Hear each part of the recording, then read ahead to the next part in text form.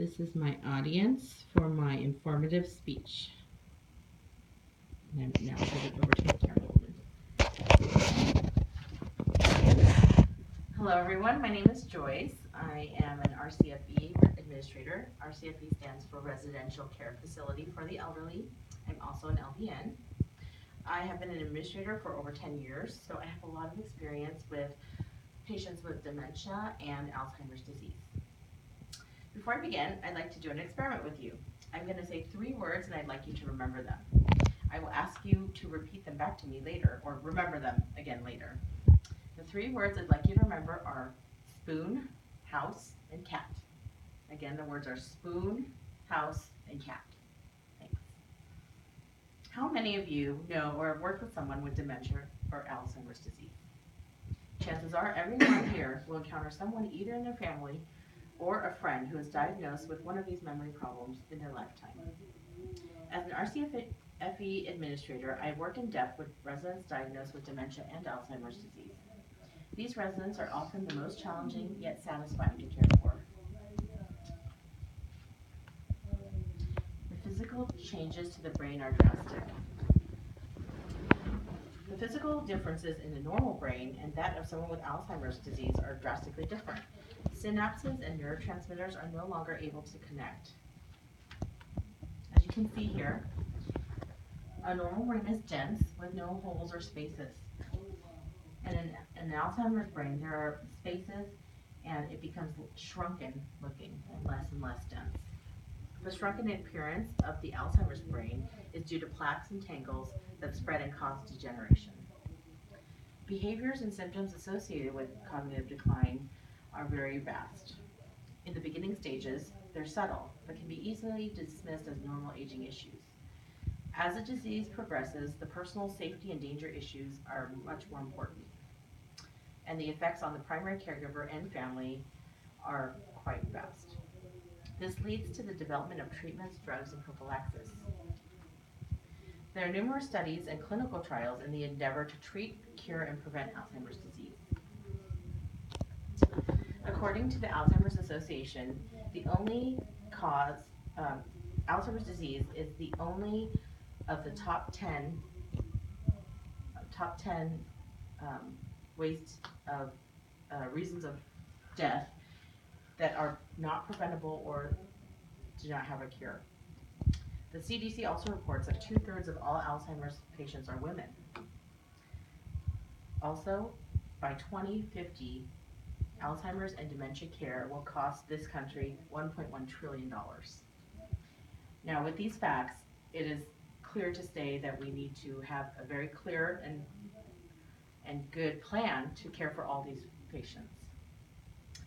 The baby boomer generation is aging rapidly, and many of them are now being diagnosed with Alzheimer's and dementia. The future of these patients' care and well-being is in jeopardy. Some drugs being used now to attempt to slow the progression of the disease are donepezil and Aricept. However, they are not proven or definitive treatments.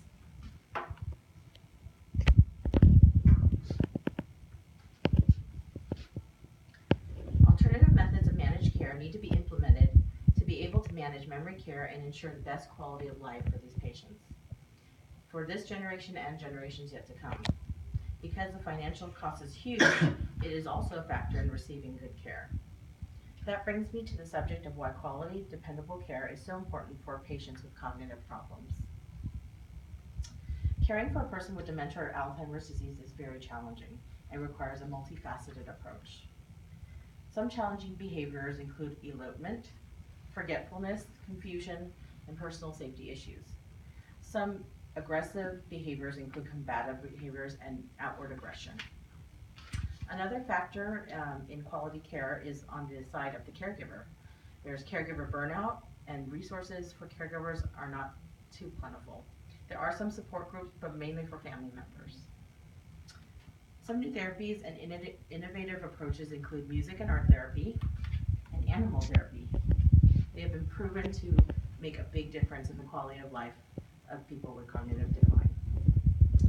Thorough training for caregivers, therapists, and clinicians include a team approach in order to treat the whole person, the whole patient. One of the people who's leading the new approaches to communicating with and giving care to memory care patients is Teepa Snow. Teepa Snow was an occupational therapist who gives conferences and trainings on a friend approach to Alzheimer's care. She can be seen giving caregivers and nurses hand under hand training on how to deal with the activities of daily living and other facets of normal life for these patients. Let's conclude our experiment. Do you remember the 3 words I said to you at the beginning of the talk? Anybody remember? Spoon. Spoon. House cat. Oh, very good, very good. Thank you. Spoon, house, and cat. Those were the 3 words. This is an example of one component of a test given to patients as a memory test called a mini mental exam, or an MME. Most patients with beginning or moderate progression of dementia or Alzheimer's disease would not have been able to remember those 3 words 5 minutes after hearing them. I believe that putting ourselves in the shoes of these patients gives us an idea of the challenges they face. The physical and mental changes with cognitive impairment and degeneration progress at different rates for each individual. And behavior manifestations of the disease will also vary, but the end result is the same. While many studies, trials, and new treatments are promising, a cure is still elusive. Hopefully, with more research, this can change. As a last thought I'd like to leave you with is this. Imagine you know or are one of these patients who is losing their memory and sense of self. How would you feel? How would you like to be treated and cared for? These sentiments should fuel our determination to find definite treatments and cures for these heartbreaking conditions. Thank you.